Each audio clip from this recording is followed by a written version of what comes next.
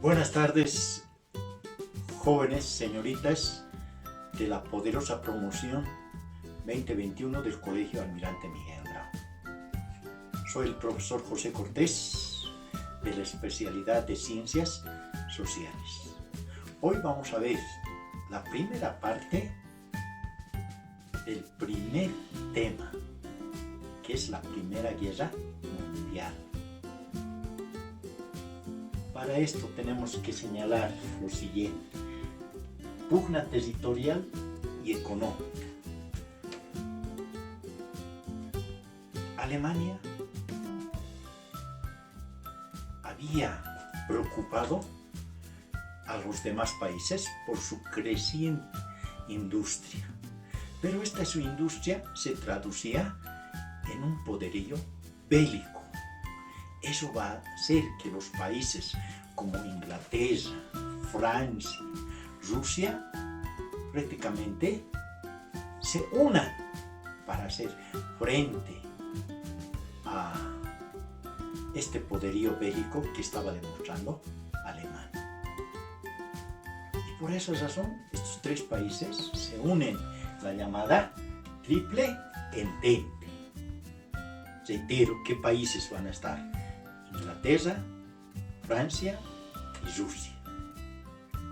Por su parte, los alemanes no se van a quedar al margen de eso.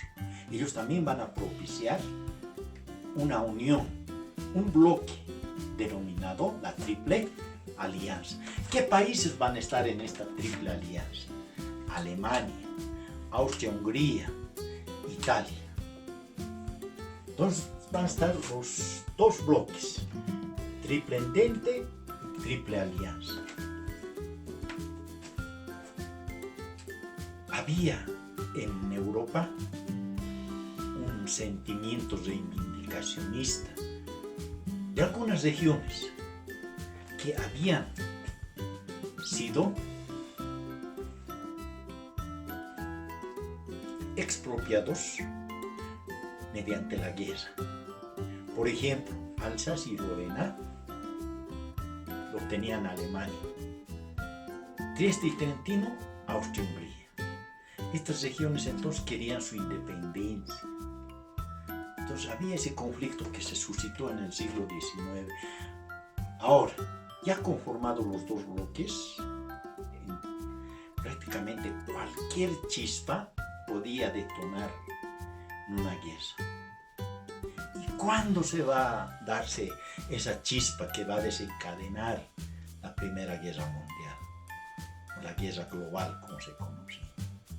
La muerte del archiduque Francisco Fernando, heredero a la corona de Austria-Hungría. ¿Cuándo se produce este asesinato? El 28 de junio de 1914. Austria exige a Serbia que le entregue a los asesinos de Francisco Fernando. Pero Serbia se niega. Por tanto, Austria-Hungría le declara la guerra a Serbia. Serbia, que era aliada de Rusia, Rusia sale en su defensa y le declara la guerra a Austria-Hungría. Alemania, que vio que se estaban movilizando los franceses, le declara la guerra a Francia, le declara la guerra a Rusia. Por tanto, ingresa a la guerra Inglaterra, declarándoles la guerra a todos los países de la Triple Alianza. Entonces, fíjense la chispa que va a desencadenar la Primera Guerra Mundial. ¿Qué características van a tener esta Primera Guerra Mundial? El tiempo, ¿entre qué año se lleva a cabo la guerra, la Primera Guerra Mundial? Entre el año 1914 y 1918. 1914 y 1918. Territorio. Fíjense, ¿por qué se llamaba guerra global la Primera Guerra Mundial? No solamente van a participar aquí países de Europa, sino también países de Medio Oriente, África, Pacífico del Sur. Ya, entonces el territorio era bastante extenso del conflicto. ¿Qué armamentos bélicos se van a utilizar en esta Primera Guerra Mundial? Ametralladoras, tanques, aviones, gases tóxicos, ejemplo, el gas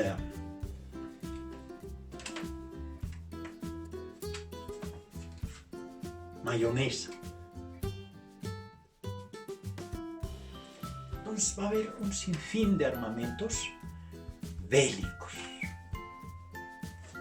que se va a utilizar en la Primera Guerra Mundial. El año 1917 Rusia se retira de la guerra para organizar su propia revolución. ¿Quién va a ingresar en lugar de Rusia? Va a ingresar Estados Unidos. Va a traer gran cantidad de materiales bélicos, gran cantidad de soldados, que va a poner en desequilibrio a los países de la Triple Alianza. Y el año 1918, los de la Triple Entente ganan la guerra. ¿Cuáles van a ser las consecuencias?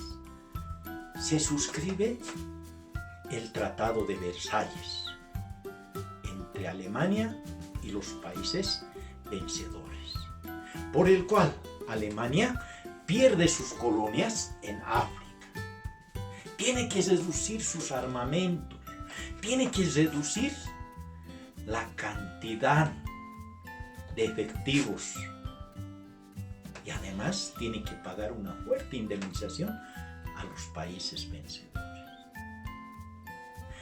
Estas eran entonces las medidas que se le aplican a Alemania. Otra de las consecuencias, fíjense, el imperio Austro-Hungría se va a dividir en 4 países. En países Austria, Hungría, Checoslovaquia,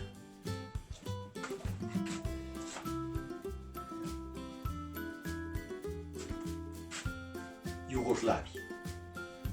¿Ya? Los 4 países. Luego, Rusia va a perder 4 territorios. ¿Qué territorios pierde Rusia? Lituania, Letonia, Estonia, Finlandia. El Imperio Otomano también se va a disgregar en 4 países. Irak, Siria, Palestina, no me acuerdo el otro. Entonces, ¿cuáles van a ser las secuelas sociales y económicas? Las secuelas sociales. Fíjense, 12 millones de soldaditos que mueren en esta Primera Guerra y 16 millones de heridos. Pues cualquier cantidad de soldaditos heridos. ¿Cuáles van a ser las secuelas económicas? Ciudades enteras destruidas, sus vías de comunicación destruidas, su comercio, industria totalmente alterada. Para poder reconstruir sus países, los europeos tuvieron que prestarse dinero de Estados Unidos. Ahora vamos a ver la Revolución Rusa. ¿Por qué el año 1917 Rusia se retira de la guerra? Y vamos a tener que decir, Rusia tenía una estructura arcaica. ¿Qué quiere decir arcaica? Lo más antiguo, ¿no? Ellos todavía estaban con un sistema feudalista. O sea, ¿qué queremos decir feudalista? En el que un grupo de personas, una mínima cantidad, son dueños de grandes extensiones de tierra. Y la mayoría de las personas trabajaban como agricultores. Entonces hacemos las características en lo político. El que gobernaba era el zar. En Rusia no se llamaba rey, sino se llamaba zar. ¿Qué forma de gobierno tenía en Rusia? Aristocracia. ¿Ya? Entonces, ¿qué queremos decir? Queremos decir que el gobierno era de una monarquía también absoluta, ¿ya? Que los poderes estaban concentrados en su mano. ¿Ya? En lo social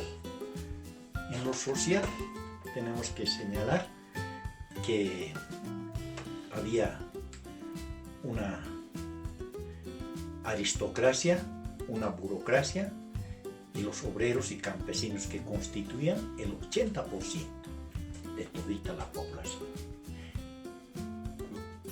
Los campesinos no tenían tierras para cultivar y los obreros no tenían trabajo.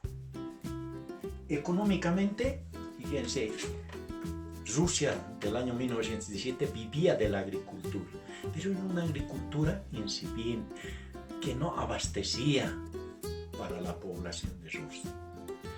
Poco desarrollo en su industria, comercio, apenas había industria y comercio, poco desarrollo en San Petersburgo y en Moscú, pero no eran de ellos, sino esas industrias eran con capitales extranjeros. Entonces, en este sistema se abatía Rusia hasta el año 1917. Por eso el año 1905 hay una convulsión en Rusia. El año 1905, fíjense, los obreros campesinos consiguen que el zar les reconozca un representante de ellos. Pero este representante no tenía pues muchas atribuciones. Tal vez lo más rescatable tenemos que decir de ese año, que se crea el Partido Obrero Socialdemócrata. Este Partido Obrero Socialdemócrata, años después, se va a dividir en dos grupos, los mencheviques y los bolcheviques. Los mencheviques estaban a la cabeza de Martó y los bolcheviques a la cabeza de Vladimir Ilich Ulyanov, más conocido como Lenin. ¿Qué es lo que proponían los mencheviques? Alianza con la burguesía. Ellos proponían una descentralización del poder. Ellos decían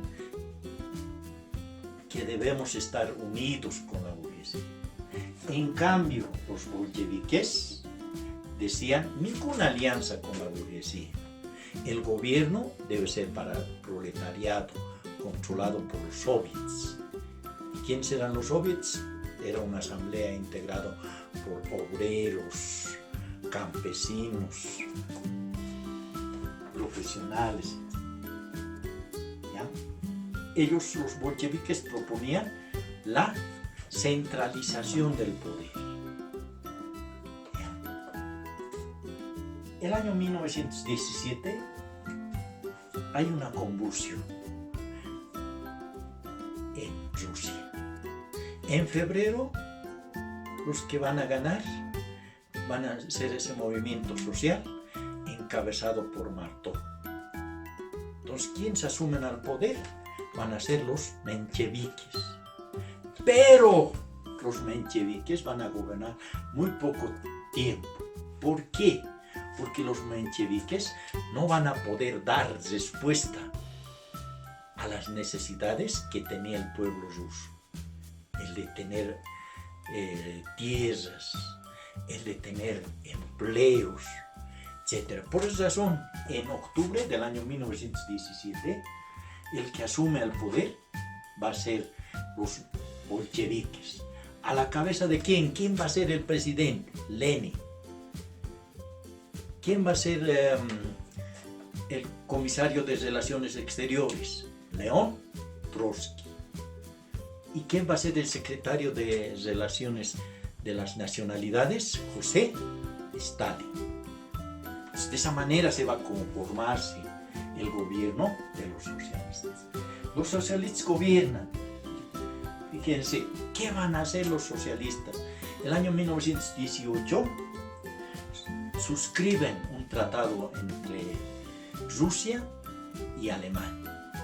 por el cual, fíjense, a los alemanes les entregan Finlandia y una parte de Polonia para que les deje organizarse a los rusos.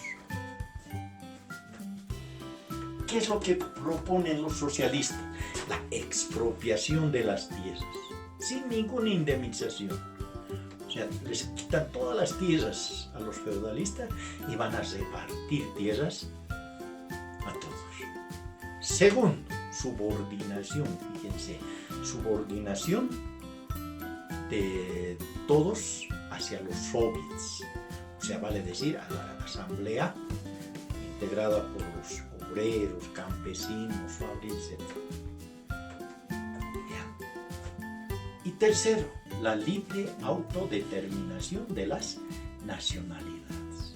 Entonces, estos son los 3 puntos, los ejes de la revolución rusa.